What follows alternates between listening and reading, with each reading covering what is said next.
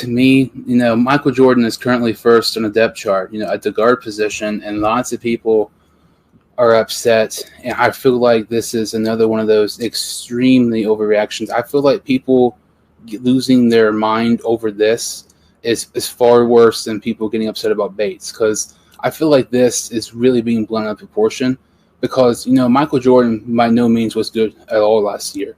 He was he was part of the reason why, Burrow ultimately, got injured in Washington. But then you look, so far in training camp, supposedly he's not played great. But, we drafted guard/tackle, Jackson Carman in the second round. Really surprising people. Some people thought it was a reach. I was one of those people. But you look at it, and I feel like either way, Bengals fans would be complaining, because Jackson Carman has never played a snap in the NFL. He was a reach, and he had some back issues in college. I feel like if he was first on our depth chart right now, there would still be some people complaining about how he's not proven anything, which to me is the exact reason why Jackson Carman should not be first on the depth charts. If you're going to start, or you're going to be a future piece, you didn't just go in there right away. You have to have competition. And to me, I know this is very, very, very unpopular opinion.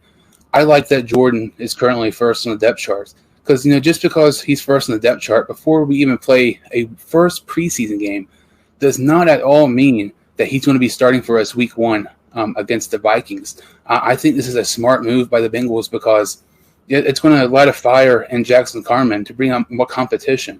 When you have competition between your guard spots, which is arguably your worst position on your entire team, it's competition always brings the best out of players. So I really feel like, in my opinion, this is actually kind of the best move as of right now. You know what? I agree with you 100%. And that's the fact that they put Carman a little bit down on the depth chart is going to get him motivated. You can't just anoint a rookie who's never played guard before at any level as your starter. So I totally agree with you. And I'm also going to say this. I don't have a ton of money in the bank, but I will throw my whole bank account on a bet that Michael Jordan will not be the opening day starter. It's going to be Su'a-Filo, and if Carman's ready, it's going to be Carman. I guess I don't really even know the reason why they put Jordan number 1 depth chart. Maybe it was to give him a confidence boost. Maybe it's because Su'a-Filo battled injury and you have the rookie Carman. I don't know the exact reasoning behind it. I thought it was pretty weird. But again, everyone's overreacting. There is no chance Michael Jordan is starting game 1 unless there's a ton of injuries. I completely agree. And, if Philo starts week 1, or even Jackson Carman, I would still think that's much more likely than, Michael Jordan, starting week 1. I feel that this is a major, major, major overreaction, by the Bengals fans as of right now. This is something, kind of one of those things, like, just because the depth chart happens. Okay, for instance, you look at the Patriots are playing the Washington football team right now. Cam Newton started. That does not guarantee that Cam Newton's going to be a week 1 starter. I feel like, we've not even seen, Michael Jordan, Su'a-Filo, or Jackson Carman play. It's way, way, way, way too early to already make assumptions of who's going to start week 1 before we've even seen a preseason week 1. Yeah, 100%. The early reports I heard on Jordan, like I saw him first on the depth chart, and I was like, all right, maybe he's showing Pollock something, maybe he's growing. But I know he had like a holding call in one of the scrimmages. I know that's not a big deal. Everyone's going to get him.